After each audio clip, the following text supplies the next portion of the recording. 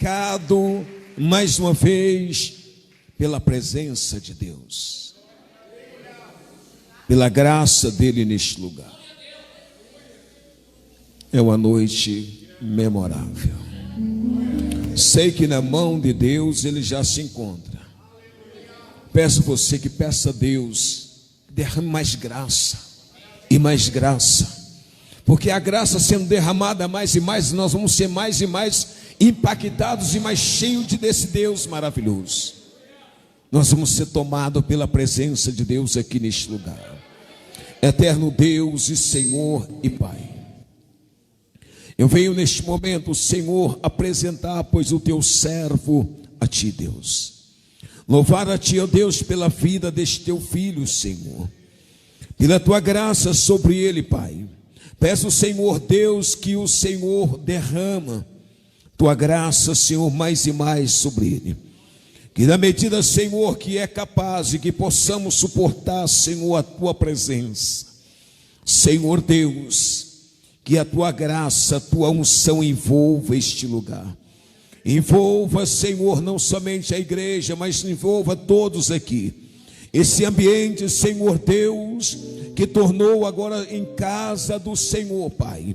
Que esta casa seja cheia da tua presença, cheio da Shekinah, da glória visível do Senhor. A glória presente, a glória visível.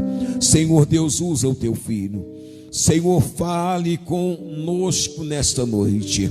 Tome, Senhor, os lábios do teu filho e coloque a tua palavra, Senhor, meu Deus, aos lábios do teu filho, para que ele profetize a essa igreja a palavra do Senhor. Meu Deus, que a tua palavra traga edificação, traga consolo e conforto a todos quantos estão aqui. Aqueles que acompanham, Senhor, também pela transmissão deste culto, Senhor. Que o Senhor esteja abençoando aqueles que estão em lares, em casa, Deus, acompanhando. Que a tua presença seja, Senhor, manifesta a todos. Pai, eu peço, Senhor, sobre o teu filho, derrama sobre ele uma unção poderosíssima, Senhor, em nome de Jesus. Pastor, que Deus seja contigo. Deus te abençoe grandemente, amado. Glória a Deus. Queridos, com muita alegria quero saudá-los com a paz do Senhor. Amém. Aproveitando que a igreja está de pé, quero ler o texto que está no meu coração, no livro do Gênesis. Uma passagem muito conhecida, mas é o que está no meu coração para esta noite. Capítulo 38 do Gênesis.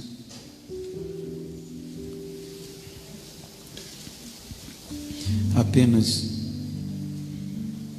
um versículo. Versículo 14. Está escrito o seguinte: então ela tirou de sobre si as vestes da sua viuvez e cobriu-se com o véu, e disfarçou-se e assentou-se à entrada das duas fontes que estão no caminho de Timna, porque via que Selá já era grande, e ela lhe não fora dada por mulher. Queiram tornar os vossos assentos, por favor. Queridos, eu quero agradecer a Deus pelo privilégio de poder estar pela primeira vez entre vós, e para tanto eu quero agradecer ao pastor Antônio França, pastor presidente da igreja, pois sem a sua anuência seria impossível estar aqui. Pastor Washington, Deus abençoe, pastor Wesley, e pastor Moisés Moreira, que foi por intermédio dele que tive o prazer de conhecer esta família e a igreja. Deus recompense os amigos pelo carinho, a receptividade tão carinhosa. Que Deus continue vos abençoando. Ao músico, prazer ouvi-lo, conhecê-lo, parabéns. É muito bom a gente ouvir quem sabe cantar. Queridos, eu li um texto que tem nos retratado através dos anos. O texto que nos mostra um escândalo causado pela graça. Quando nós observamos o contexto histórico, bíblico, no seu total, nós percebemos o quanto a sinceridade dos escritores, tendo em vista que quando escreveram uma história era de um contexto difícil, onde as fraquezas humanas dificilmente seriam registradas. Mas o interessante é que a Bíblia mostra que as maiores façanhas que os personagens bíblicos trazem de experiências não estão neles o heroísmo. Pois os maiores exemplos, a gente percebe que quando esta graça de Deus se manifesta, geralmente não é no ápice dos personagens, mas geralmente nas suas fraquezas.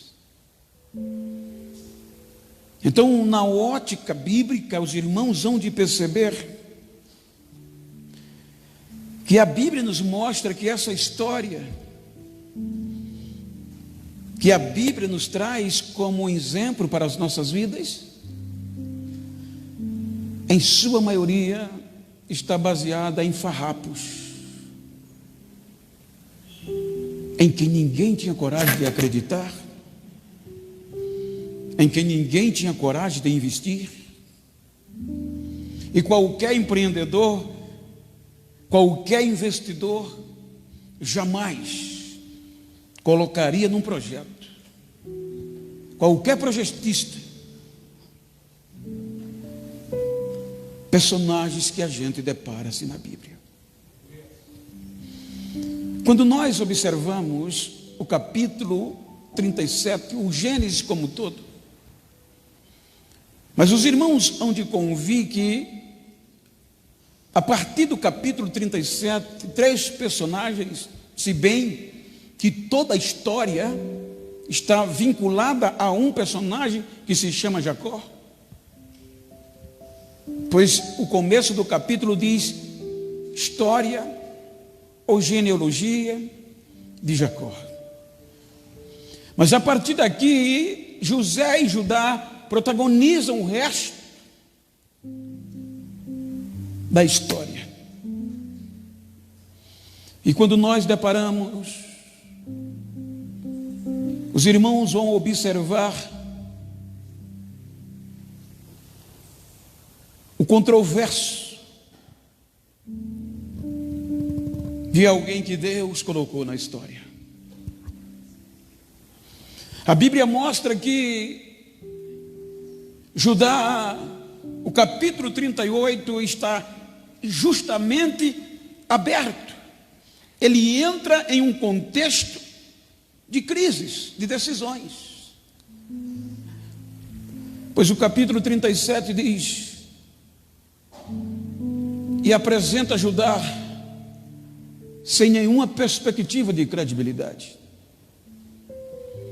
A Bíblia o apresenta como o jovem, o irmão que deu a ideia para vender a José.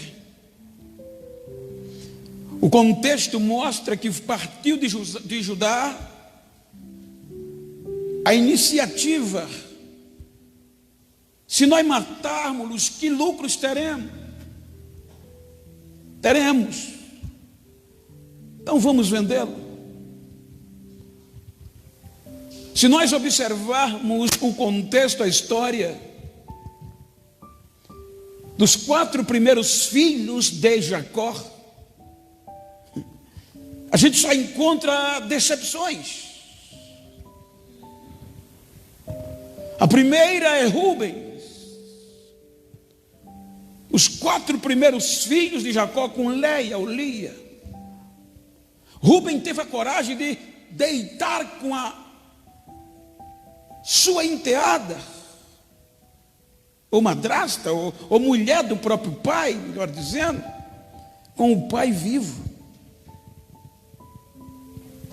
E ocultou, não voltou atrás. Simeão e Levi tiveram a iniciativa de destruir uma comunidade inteira, depois que o pai tinha feito aliança de paz com aquele povo. Então, quando nós chegamos no capítulo 37, observamos a história de um jovem próspero, com promessas, com sonhos.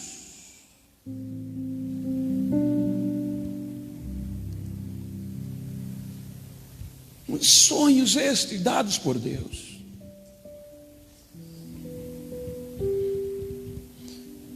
Então aparece Judá com a iniciativa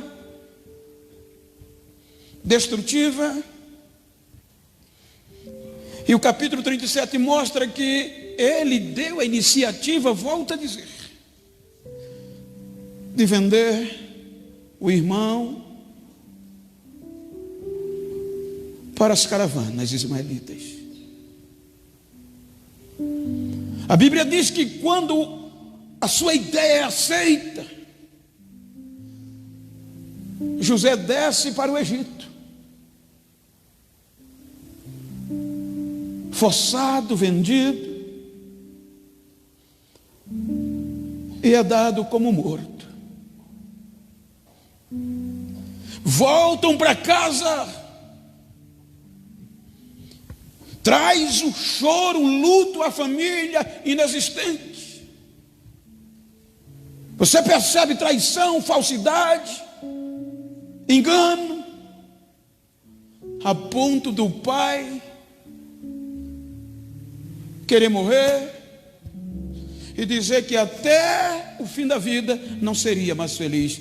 Vou descer à sepultura em tristeza pela perda do meu filho.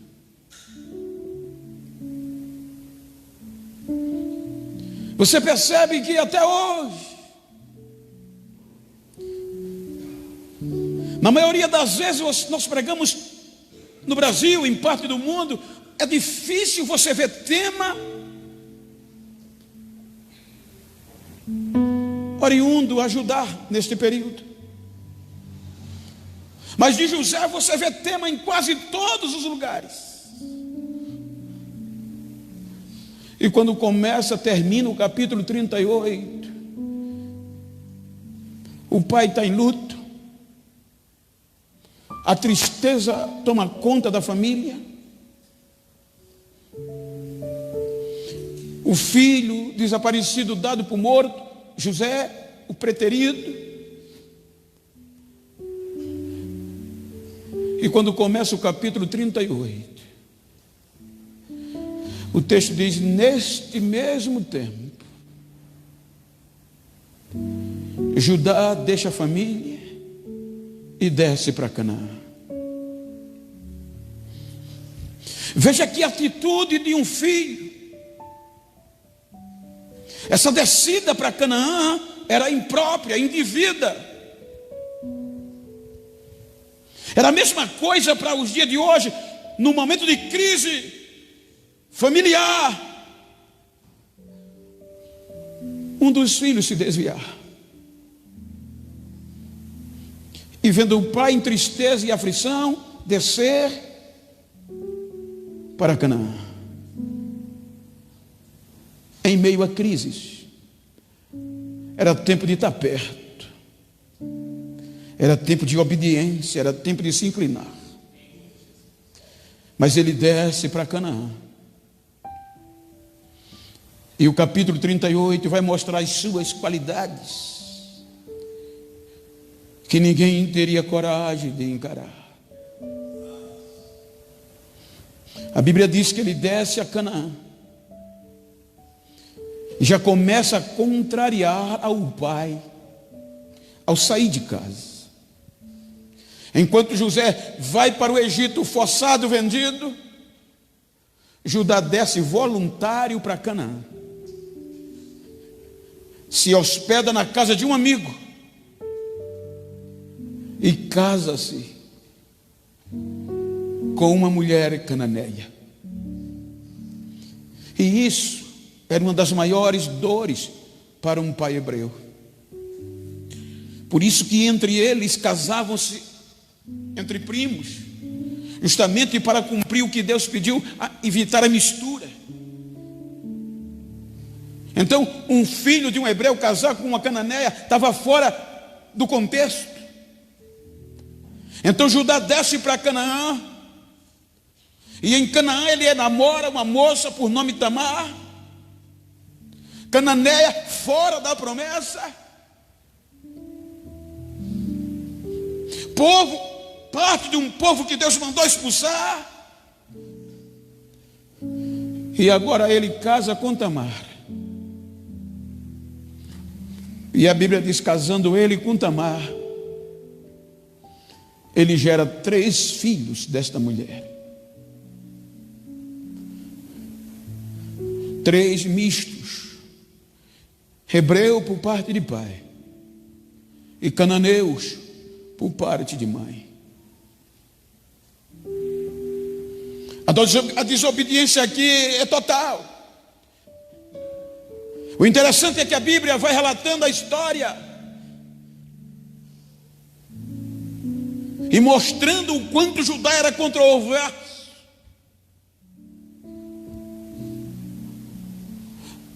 Melhor, ele não casa com Tamar, ele casa com uma filha de um homem chamado Sua. E gera 3 filhos. E coloca o nome do primeiro de Er, o segundo Onã e o terceiro Selá. A Bíblia não lhe dá o nome da esposa de Judá, mas diz que era uma cananeia, filha de um homem chamado Sua. E o primeiro filho cresce. E ele precisava arrumar uma filha, porque na época era o pai que escolhia. E agora ele escolhe uma mulher cananeia, chamada Tamar, para ser mulher de Er, o seu primeiro filho. A Bíblia diz que agora Tamar entra na família, e o contexto cultural dizia que quando uma mulher entrava na família como esposa de um filho, era obrigação daquela família cuidar dela. Ela agora era parte integrante da família, e o direito do sogro e da família era lhe dar total assistência.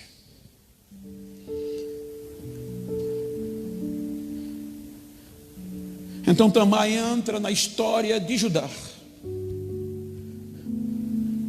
sem saber o quanto ele era controverso.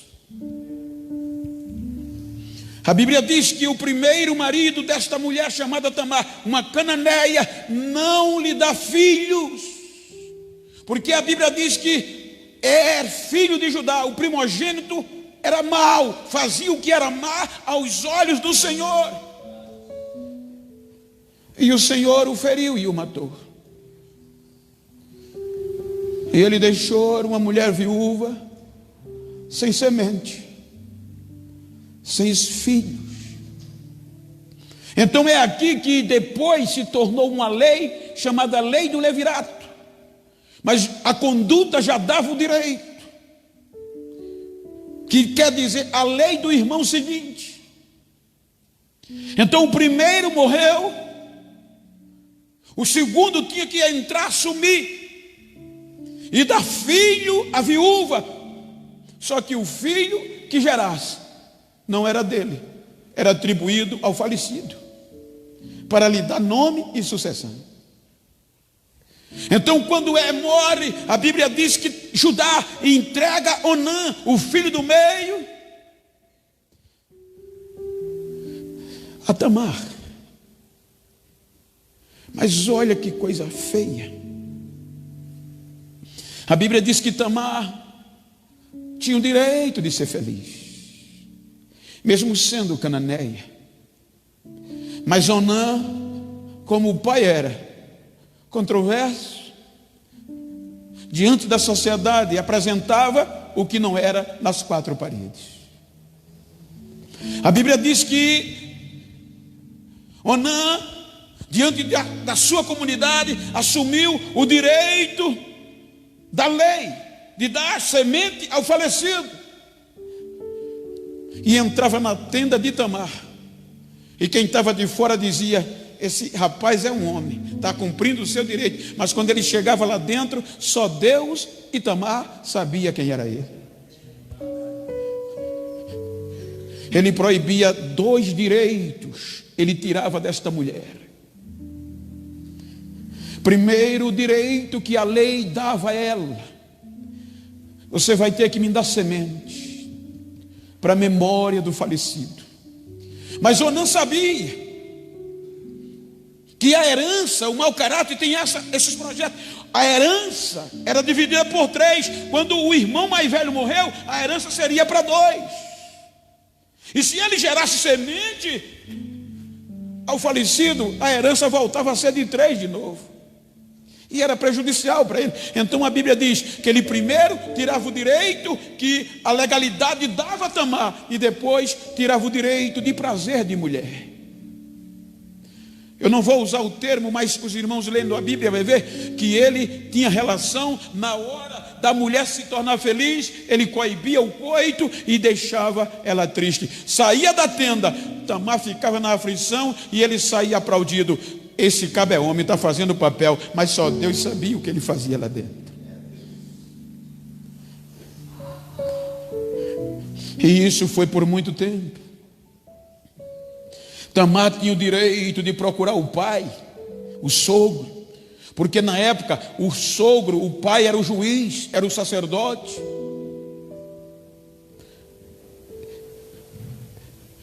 Mas quem era o infrator? Como ela tinha chance de ter vitória, que o infrator era filho do juiz,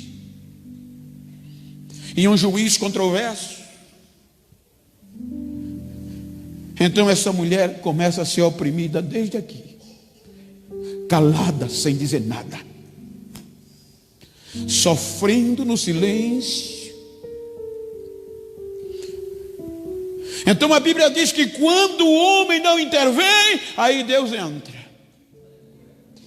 E a Bíblia diz que Deus viu o que fazia Onã, e o feriu e o matou. E agora Tamar fica viúva pela segunda vez. E aqui para a cultura era horrível.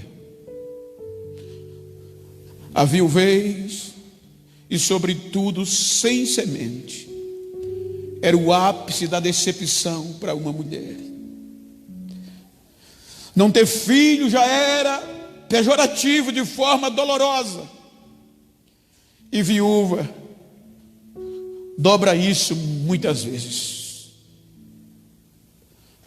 Então ela tinha direito a outra oportunidade, porque tinha o terceiro, conforme o comportamento. Selá era para ser lhe dada para o filho, para o marido, para dar nome aos falecidos. Mas Judá mais uma vez aparece, fazendo planos para escantear a mulher chamada Tamar. Eu já perdi 2 filhos, eu não vou dar o terceiro. Então o que é que ele faz? Ele chama Tamar, e isso não era permitido, era direito da família cuidar dela. E diz: volta para a casa do teu pai, coloca o vestido de viuvez, que o Selá ainda é novo, quando ele cresceu, te dou como esposo. Já planejando escantear, já planejando tirar de cena a moça, que não tinha perspectiva nenhuma.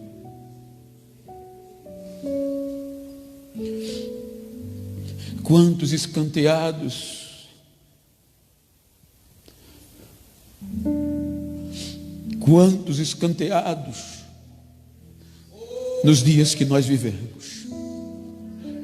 Quantos sistemas, quantos jeitinhos se fazem porque acha que a gente não tem requisitos, que nós não temos merecimentos. Mas graça é isso, ela atua quando nós não merecemos. Ela entra na nossa fraqueza, quando ninguém espera, quando ninguém acredita. Aquela mulher voltar para casa naquela condição era dolorido, pois o direito de cuidar era de Judá e da família. Fique aqui até o menino crescer. Mas ele disse: eu vou dar um jeitinho, vou escanteá-la. E ela volta para a casa do pai viúva. Não tinha direito de vestir veste, a não ser de viúva. Não tinha direito de contrair casamento. Agora humilhada na casa do pai. E Judá vivendo de vento em popa. A Bíblia diz que ele esqueceu da moça. Mas Deus ainda lembra de esquecidos.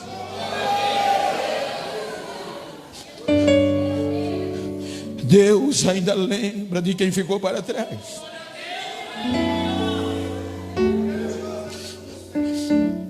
Escanteada, esquecida. A Bíblia diz que tempos passam, o menino cresce, Selá se torna adulto, e Judá não cumpre, o juiz não cumpre a legalidade. Ele não dá a Tamar o direito que lhe era pertinente, receber Selá como marido. Ele esquece e vai vivendo de vento em popa. Enquanto ele vivia de vento em popa, Tamar estava vestida de viuvez, humilhada, esquecida, escanteada. Então a Bíblia diz que o tempo passa e chega a hora de quê? Judá se torna próspero, criador de ovelhas, um homem importante na comunidade cananeia. Usava os símbolos da sociedade de pessoas importantes, que era um selo em um cordão pendurado no pescoço. Isso só usava gente importante, gente de posição. Usava cajado, símbolo de autoridade. Era top. E esqueceu de alguém. Deixou alguém lá para trás, que tinha direito, pois o seu comportamento era controverso. Chega um dia de festa que era tirar lã de ovelhas. Como proprietário, havia festa. Então ele sai de casa para Timná, justamente a terra aonde a humilhada estava. Então, no tempo de tirar a lã das ovelhas, ele sobe e vai para a cidade. Ele se esqueceu, gente. Quem faz isso geralmente esquece, né? Quem faz, deixa alguém para trás, geralmente abandona, esquece. Mas Deus não esquece, não. Se tem direito, Deus vai lá. Ela aguentou tudo em silêncio. E outro dia eu disse que aqui é um dos pontos mais difíceis. Eu sei que eu não estou pregando para super-herói nem super-crentes. Eu vim aqui falar do maior projeto, que é a graça de Deus. E é nesses momentos de esquecimentos que nós esperamos uma resposta de Deus. E o difícil é quando Deus não diz nada. Quando Deus sim, pelo menos quando Deus diz sim, mesmo que a gente não goste, a gente sai satisfeito. Quando Deus diz não, mesmo que a gente ache ruim, mas a gente fica satisfeito. Mas o problema é quando Ele não diz nada, nem sim nem não. Nos machuca e Ele não diz nada. Nos esquece e Ele não diz nada. Ai, como é difícil. De uma forma ou de outra, a notícia chega aos ouvidos da viúva, aos ouvidos da humilhada. Talvez lembra do teu sogro Judá? Lembra. Selá já cresceu, ficou adulto, e ele se esqueceu de te dar por esposo. Mas eu estou esperando. Você está sabendo da nova? Ele está vindo à cidade. Ele está vindo aí. Gente, só Deus faz isso. Agora chegou a hora de tomar uma decisão.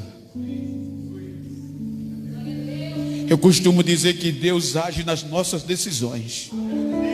Se nós ficarmos prostrados, não vai acontecer nada. Temos que dizer que estamos vivos. Senão, vamos para a carrocinha. O meu pastor contou uma história, claro que talvez ilustrativa, eu não o perguntei, mas ele disse que depois de uma determinada guerra que houve, foram em busca dos sobreviventes. Então mandaram um médico e os soldados. E quando chegaram no campo, muitos corpos. E o médico ia com a varinha na frente e os resgatadores atrás com a carroça. O médico futucava o corpo, a pessoa não respondia, o médico dizia, está morto, e já ia para o outro. Aí o soldado pegava e jogava lá dentro. E ele fazia isso em cada cadáver. Mas ele futucou um, o cabo só não disse nada. Quando o médico passou, que os soldados pegaram para jogar na carrocinha, o rapaz gritou, porque o médico tinha dito, está morto também. Mas quando o médico passou, os soldados pegaram nele, que eu fui jogar na carrocinha, ele disse, eu estou vivo. O soldado disse, você quer saber mais do que o médico? E jogou ele na carrocinha de novo. Você tem que gritar mais alto. E você tem que gritar na hora certa para quem a pessoa certa. Se ele tivesse dito ao médico que eu estou vivo, ele não ia para a carrocinha. Tem que gritar na hora certa.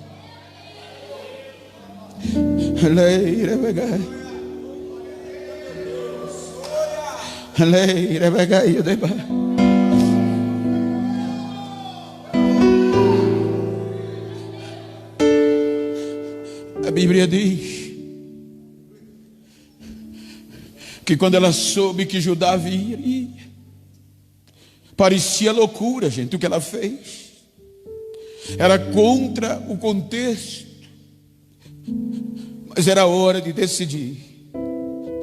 Ou eu aceito a humilhação e fico prostrado, ou eu tomo posse do direito que eu tenho. A Bíblia diz que ela tira o vestido de viuvez. Ela tira o vestido de humilhação e coloca um véu.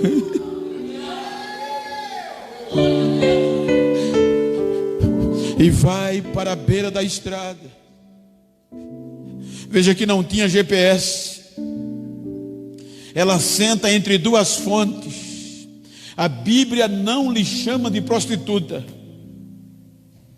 A Bíblia diz que ela sentou lá, porque era costume nos períodos de festa alguns fazerem isso. E a Bíblia diz que ela sentou entre duas fontes. E só Deus faz isso quando de repente tinha outras mulheres, mas Judá vem diretamente para ela. E aí a Bíblia diz: ele a teve como uma prostituta, mas que ela não era prostituta. Então a Bíblia diz que nesta hora, eu acho lindo isso, ela estava com um véu, não se deu a conhecer, e Judá vai diretamente para ela. Isso implica dizer: esquenta a cabeça não. Quem não acreditava em você, quem achava que você continuaria humilhado, humilhada, que você estava abandonada, vai ter que vir, vai ter que chegar. Que é Deus que faz isso, não é o destino, não é o homem. Caso desse é Deus que faz, vai ter que vir.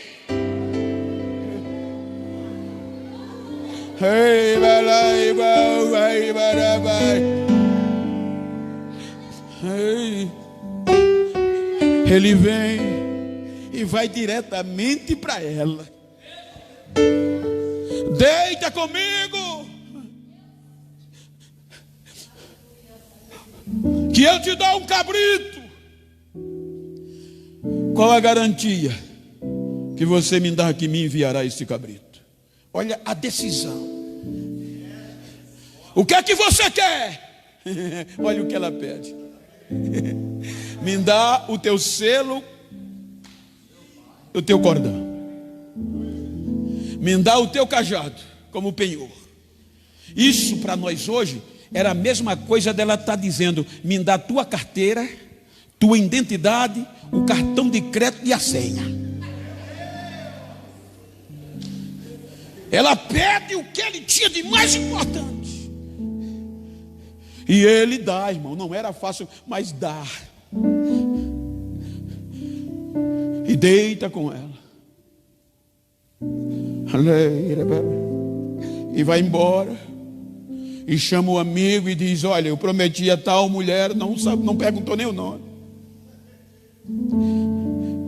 que eu lhe enviaria um cabrito e ela devolveria os meus pertences. E ele foi, a procurou e não achou mais.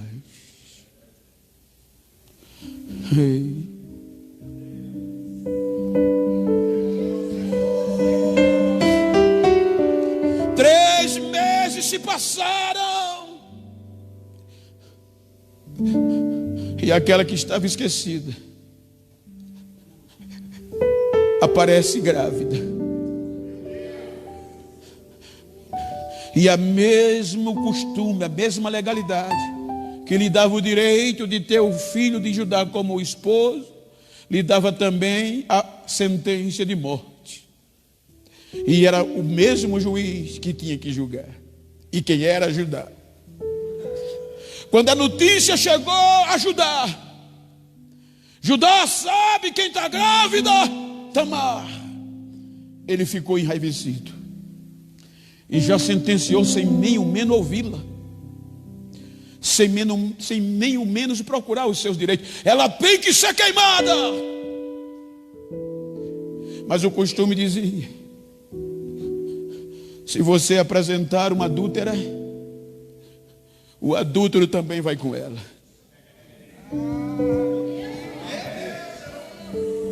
Agora Deus imprensa ele na parede.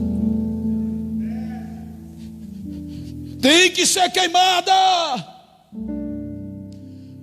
E os homens foram arrastá-la de casa. Não é pedir por favor, não. Foi arrastá-la, tirá-la à força de casa.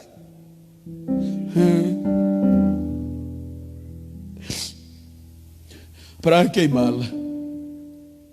Quando arrastaram, o adúltero tinha que aparecer. Então ela pega esses pertences que pertencia a Judá como sua única defesa e diz: esses pertences leve ao juiz, meu sogro, E diga a ele que esses pertence ao homem do qual eu estou grávida.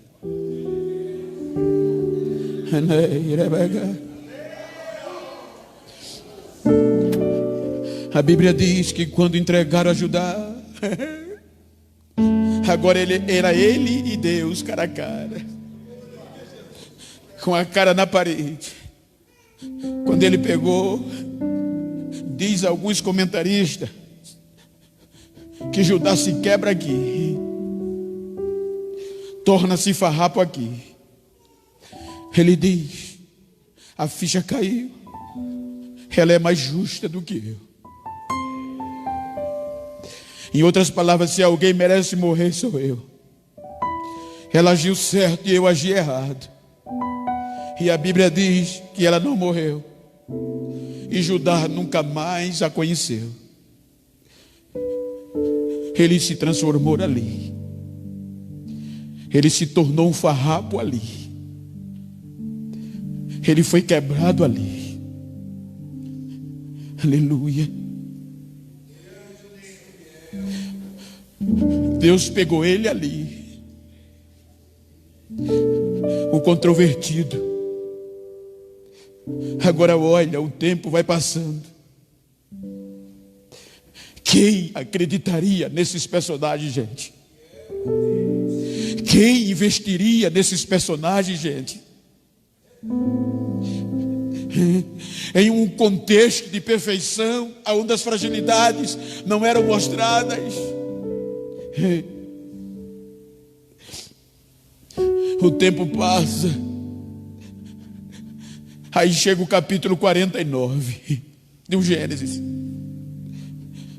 Aí Jacó, ainda vivo, sabendo que estava chegando a hora de partir, faz uma convocação para todos os filhos. E agora José já tinha sido descoberto. Ele chama um por um para dizer o que seria o futuro deles. Aí o capítulo 49 diz que todos vieram. Judá veio de Canaã, outros vieram, todos juntaram na casa do pai.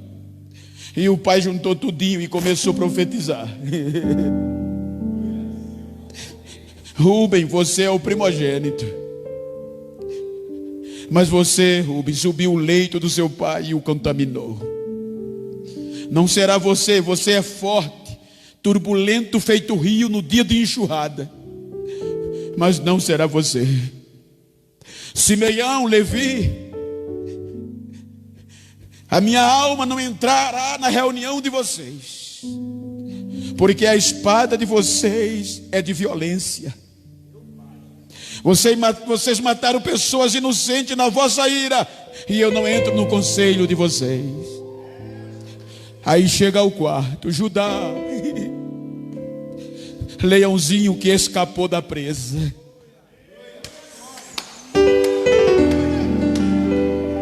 A ti se inclinarão os teus irmãos, e o cetro de autoridade estará sobre as tuas mãos, nunca sairá da tua tenda.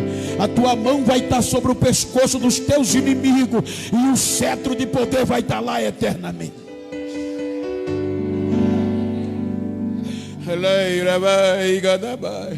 O tempo passa, Judá se torna tribo, a maior tribo de Israel. Quando já é tribo, no meio da aflição, lá no meio da desobediência, aí Deus usa Zacarias, capítulo 10, versículo 6, ou o contrário, salvo me engano. E Zacarias profetizando diz: assim diz o Senhor, eu fortalecerei Judá e salvarei José. Os dois personagens, eu fortalecerei Judá e salvarei a José, porque eu me compadeço de quem eu quero, eu gosto de quem eu quero, e eu me agrado de quem eu quero. Termina o Velho Testamento.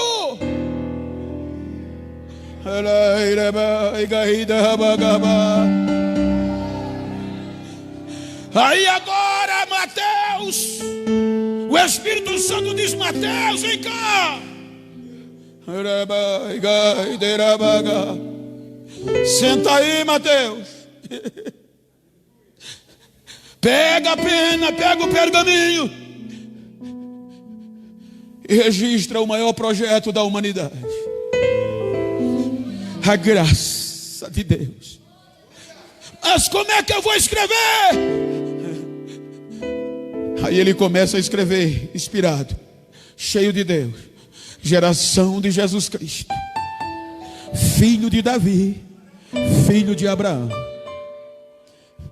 Abraão gerou Isaac, Isaac gerou Jacó, Jacó gerou Judá e seus irmãos. Judá de Tamar gerou Perez. Olha que coisa linda aqui. O certo, pela legalidade da perfeição, Mateus tinha que escrever assim: geração de Jesus Cristo, filho de Davi, filho de Abraão. Ele teria que escrever: Abraão de Sara gerou Isaac, Isaac de Rebeca gerou Jacó, Jacó de Raquel ou de Lia gerou Judá. Mas não, Sara não entra, Rebeca não entra, Raquel não entra, a graça entra. E quem entra é Tamar, a primeira na história do maior projeto. Está lá. Quem quiser falar de Jesus vai ter que passar por Tamar. Quem quiser conhecer Jesus vai ter que passar por Judá. É um escândalo, não merece, mas é a graça, meu filho, é a graça. Tô nem aí, é a graça, é a graça. Olha para quem está ao teu lado, diga: você pode não ir com a minha cara. Diga: quando terminar esse culto, se tu encontrar alguém que só vê os meus defeitos, diga: tô nem aí, é a graça, é um escândalo, mas é a graça.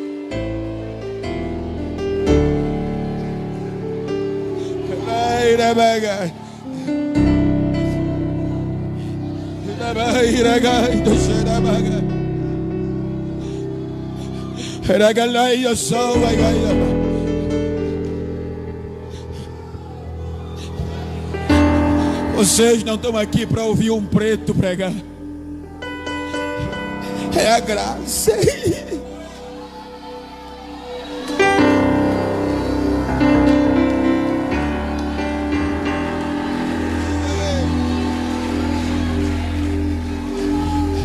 É a primeira vez que eu estou, vocês já ouviram, mas só para dar sentido.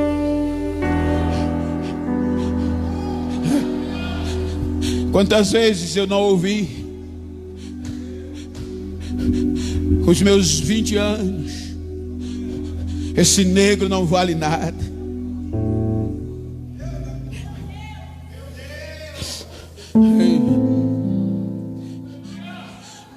Escanteado.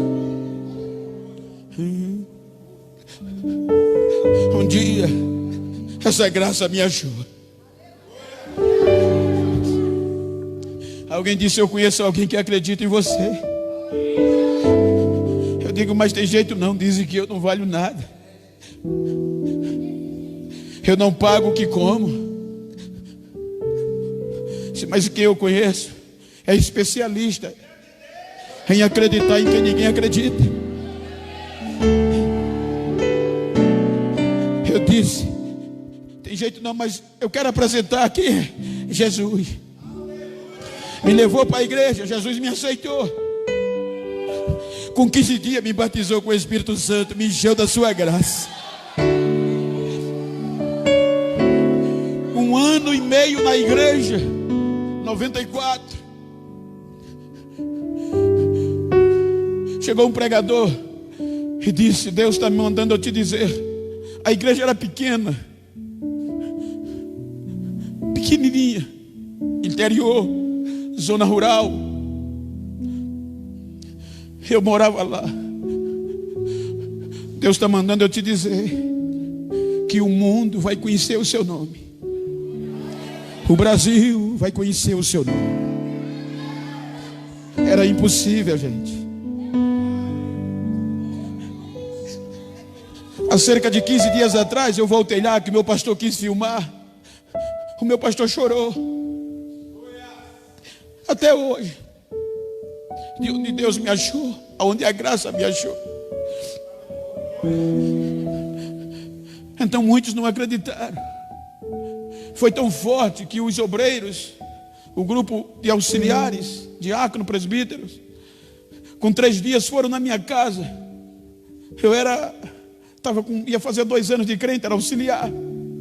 E como eu era muito crente, acreditava nos projetos, eles disseram: Genival, aquele culto de domingo foi forte, mas a gente veio te dar conselho. Tu só tem 2 anos de crente, a gente já tem 15, outro 20. Acredita naquilo não.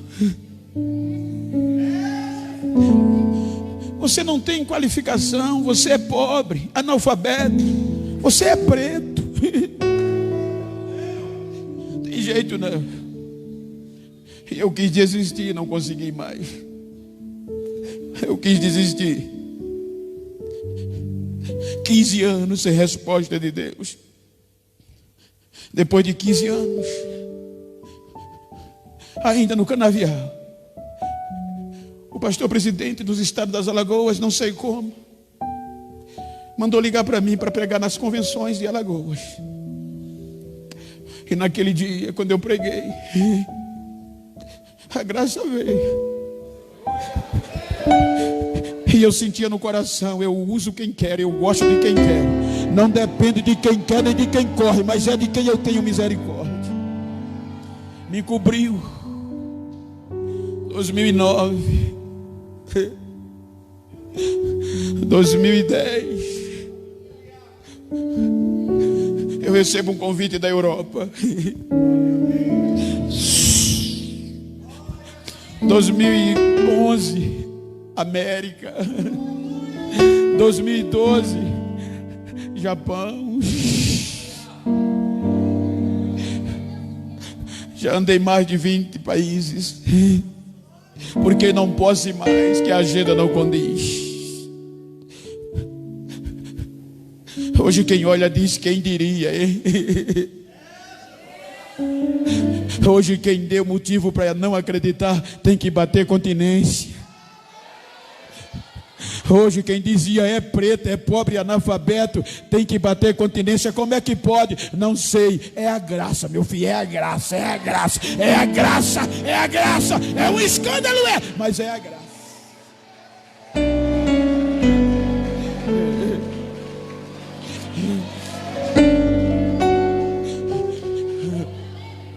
Como você chegou nesta noite?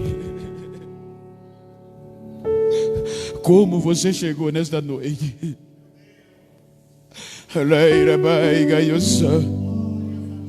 Deus ainda trabalha com farrapos. Deus ainda usa cacos que ninguém acredita. Na ótica humana era impossível a gente ler isso aqui, Moisés. Na ótica legal era impossível o contexto oriental aceitar isso aqui.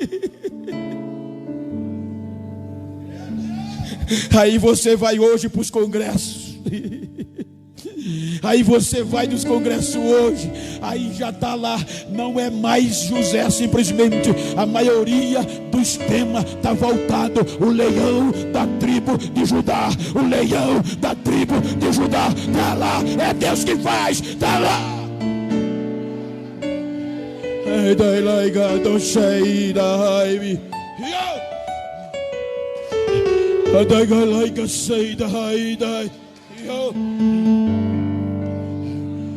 Like say so, I think like a chase the highway. I like chase and I got the like each other. I think like a sage of why, and like I try to say the break a day, and they fall say. And the plan booger get say though how. And the break out of what just said ye. I take fire, they go say the rag jay, and I put a soldier. The guy you know why you say the guy. Porque a dúvidas, eu não mudo e não tenho variações.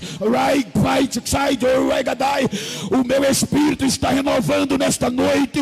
Eu estou fazendo coisa assustadora em vidas nesta noite. A minha graça, o meu poder invade corações. Recebam a graça, o poder do meu espírito. Recebam a minha glória. Assim diz o Senhor. Agora, seja renovado agora. Recebe dons agora. Assim diz o Senhor. Toma posse agora.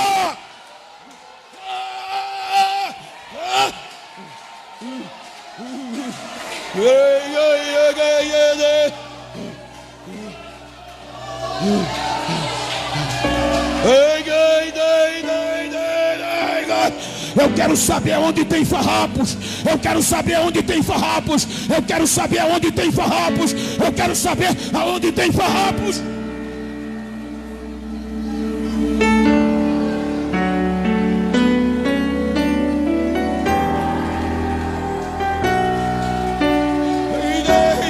Fala, vai, dá lugar. Recebe aí. Se nunca mais tinha falado línguas estranhas, se a pandemia pensou que ia nos enfriar, quebrou a cara. É a graça, e pela graça, é pela graça, é pela graça de Deus.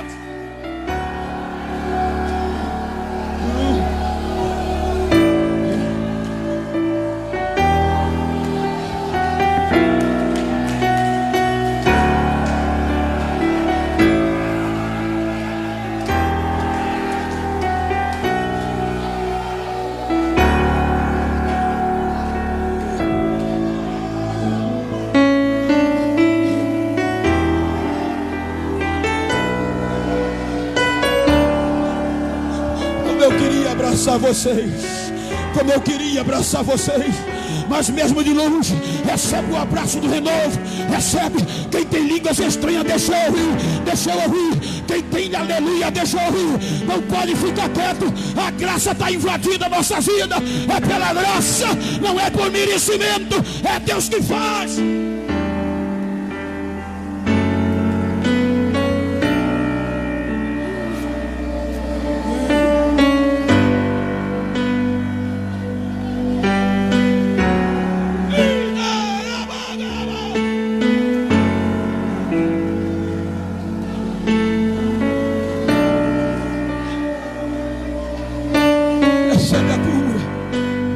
Recebe renovo.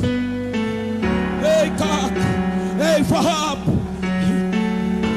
Deus ainda usa farrapo. Deus ainda coloca farrapo na história. Deus ainda coloca quem ninguém quer na história. Deus ainda lembra dos esquecidos. Deus ainda lembra dos injustiçados.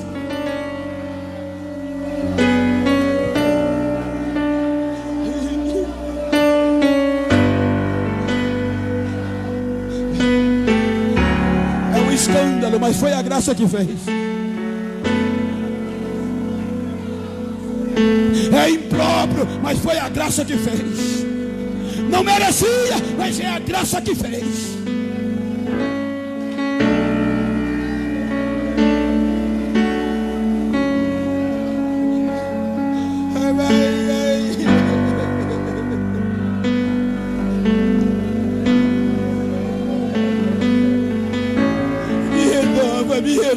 Me renova.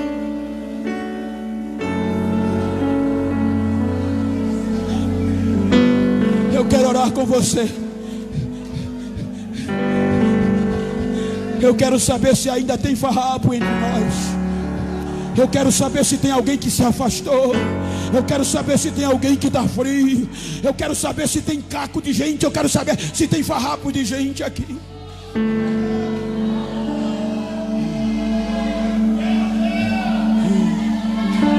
Eu sei que eu não posso provocar aglomerações. Sei, socorro. E estou me esforçando para não me espipocar. Mas é difícil aguentar.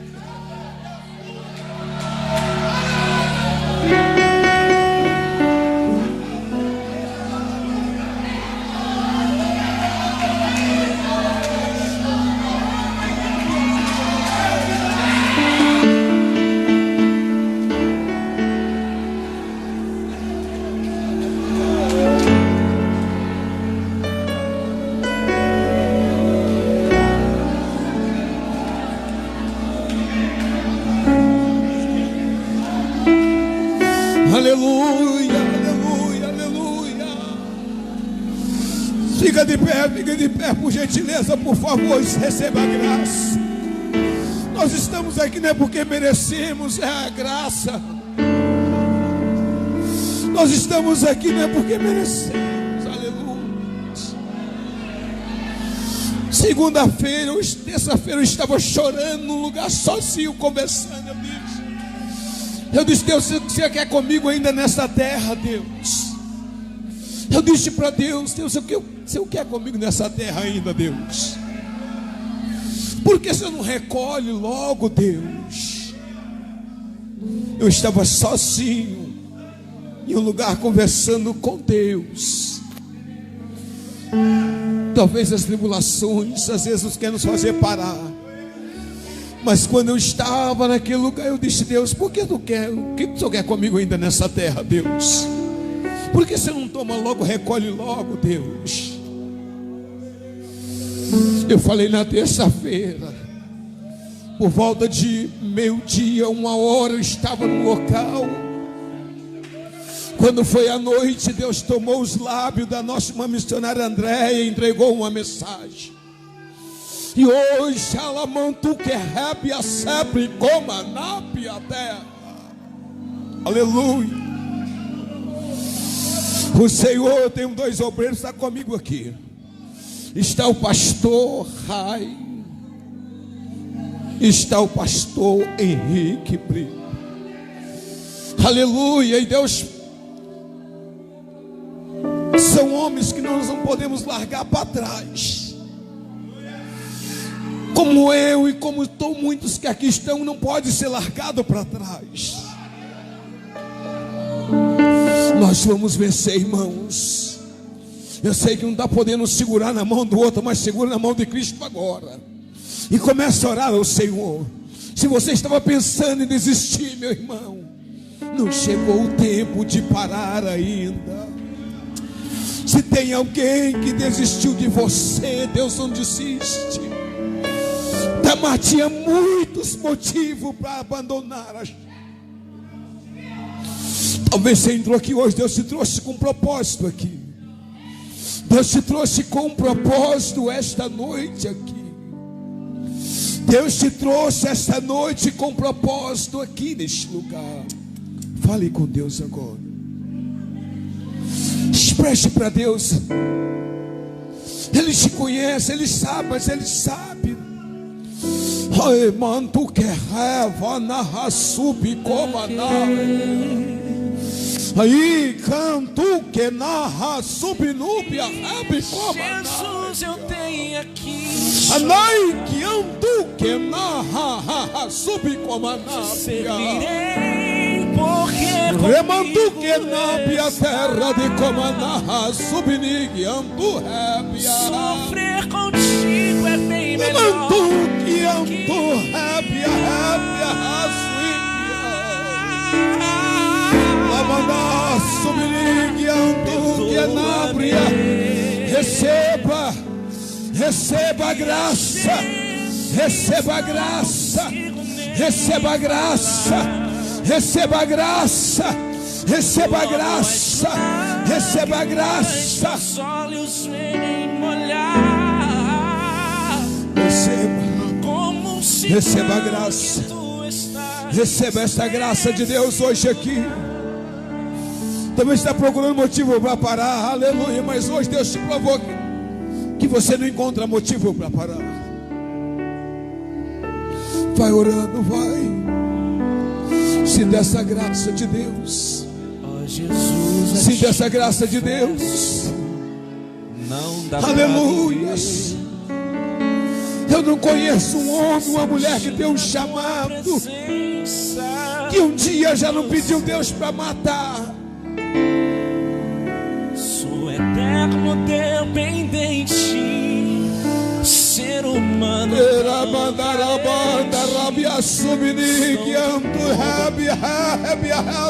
Quero teu poder. Ele não vai te matar. Ele não vai te matar. Ele vai te ressuscitar. Ele vai te ressuscitar, aleluia. Eu tenho aqui. Lamento, rabia, nábia, candará. Te servirei, porque comigo estás. Aleluia, é loucura. É a presença dele, é a graça dele, aleluia. É a graça dele, é assim mesmo, aleluia. Perdoa-me. Vai, dê lugar a ele, vai. Dê lugar para ele na sua vida, vai. Aleluia. Dê lugar a ele. Deus não vai te matar. Ele não vai te matar. Ele não vai te matar. Como um sinal que tu estás nesse lugar. Ele vai te ressuscitar hoje aqui os sonhos. Aleluia, Ele está presente aqui neste lugar, aleluia. Ele está presente aqui, vai adorando este Deus. Vai adorando a Ele, aleluia.